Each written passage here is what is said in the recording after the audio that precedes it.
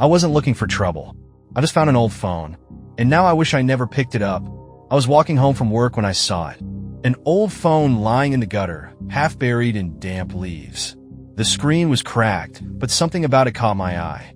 Maybe it was curiosity. Maybe I was just being stupid. But I picked it up. The phone was cold in my hands, even though the summer air was thick with heat. It felt wrong, too heavy, like something was inside it that shouldn't be. I pressed the power button. The screen flickered to life. 1% battery. No sincage, no notifications. Just a single app on the home screen, the photo gallery. I swiped through it. Hundreds of old pictures, random things. Empty streets, blurry shots of buildings, dark hallways. All meaningless. Then I checked the videos. Most of them were just as normal. Clips of the city, passing cars, nothing weird. Except for the last one. It was dated 2 days ago. But the owner of the phone had been dead for a week. I stared at the date, my stomach twisting. It had to be a mistake. Maybe someone else had taken the video. Maybe the phone belonged to someone still alive. I tapped on the file. The video started playing. A man stared into the camera, breathing heavily. His face was pale, eyes hollow with fear. And then he spoke. If you're watching this, it already knows about you. I felt a chill creep up my spine. The background behind him was dimly lit. Some kind of small apartment. A flickering light in the corner. At first, nothing seemed wrong. Then, something moved behind him. A shadow. Slow. Deliberate. I leaned in, heart pounding. The man didn't react. He didn't see it, but I did. His voice shook. I found this phone, just like you. I thought it was harmless. But at night, I started seeing it. The screen flickered. The video glitched. For a split second, his face distorted. His eyes widened in horror. Then, the screen went black. I stared at my phone, breath caught in my throat. A low whisper crackled through the speaker. I yanked out my earbuds, heart racing. The video had ended, but there was a new file on the screen, one that hadn't been there before. A video of me, recorded just seconds ago. But I never hit record. I didn't press play right away. My hands were shaking. The file just sat there in the gallery, the thumbnail a frozen image of me, sitting on my couch, staring at the screen just like I was now. But I hadn't recorded it. I swallowed hard and tapped the video. It started playing. At first, it looked normal. It was me. Same hoodie. Same dim lighting. But something was off. In the video, I wasn't moving. Just sitting there. Staring. Unblinking. Too still. Then, the screen glitched. For a split second, my face warped. My mouth stretched into a grin. Not a normal smile. A deep, unnatural grin that I wasn't making. Then, the video cut to black. I dropped the phone, heart pounding. The air in my apartment felt heavy, like I wasn't alone. I forced myself to breathe, running a shaking hand through my hair. No, this was just some glitch. A corrupted file. A joke. Something explainable. But then, the phone buzzed in my lap. A new notification. New video uploaded. I stared at the screen. Another file had appeared. I didn't want to look. I really didn't want to look, but my finger moved on its own. I tapped it. The video was dark. The camera was shaky, like it had been filmed in a hurry. And then I realized the angle. The way the frame tilted slightly like it was being held low, near the ground. It was a recording of my bedroom, filmed from inside my closet. The phone buzzed again. Another video. I forced myself to look. It was me, sleeping. My blankets rising and falling with my breath. But in the corner of the room, something was standing there, watching. I threw the phone. It clattered across the floor, screen flickering. No, this was impossible. I had locked my doors. I was alone, wasn't I? Then, the phone's screen glowed again. Another notification. A final message. Don't look behind you. I couldn't move. The words on the screen burned into my mind. Don't look behind you. The room was silent. Too silent. No hum of the fridge.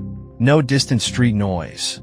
Just a thick, suffocating stillness. But I felt it. A presence. Standing right behind me. My breathing was shallow.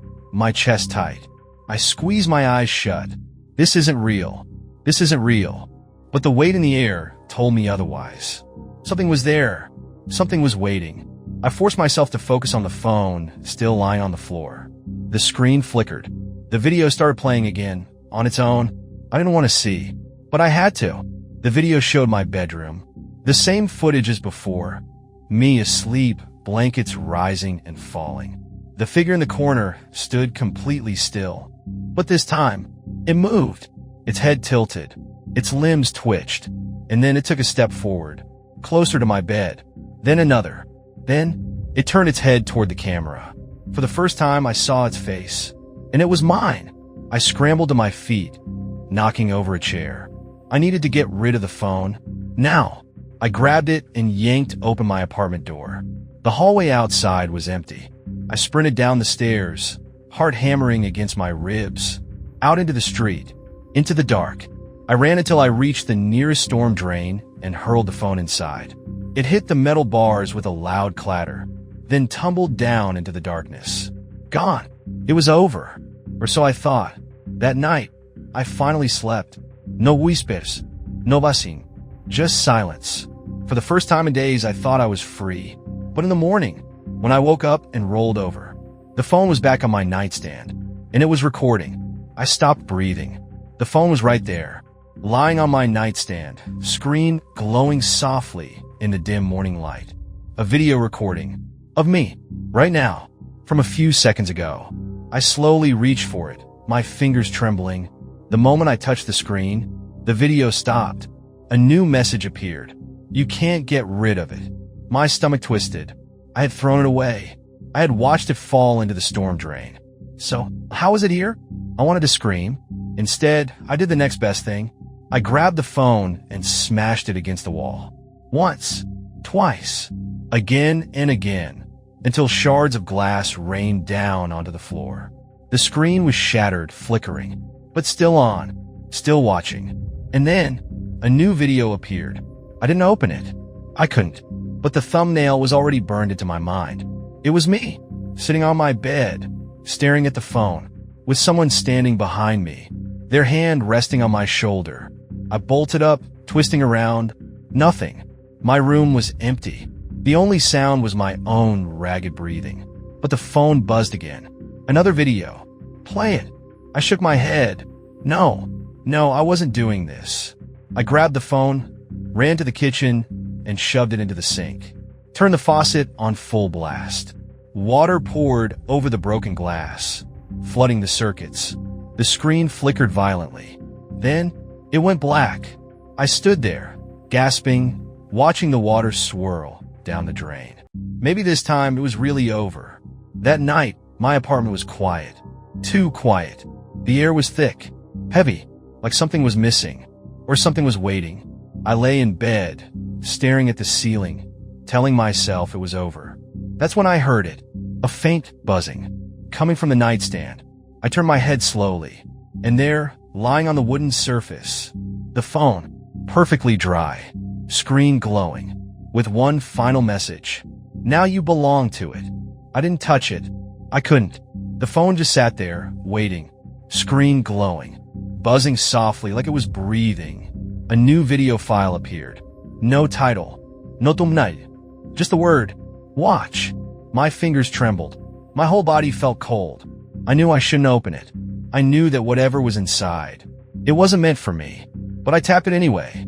At first, it was just static. Then, the screen cleared. It was my apartment. Dark. Silent. The camera was angled toward my bed. And there I was asleep.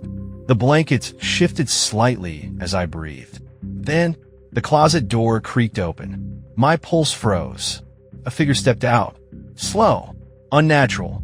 Moving in jerking motions like a glitching video. It was me. I stared, horrified. The figure in the video stood over my sleeping body, watching. Then slowly, it turned its head toward the camera, toward me.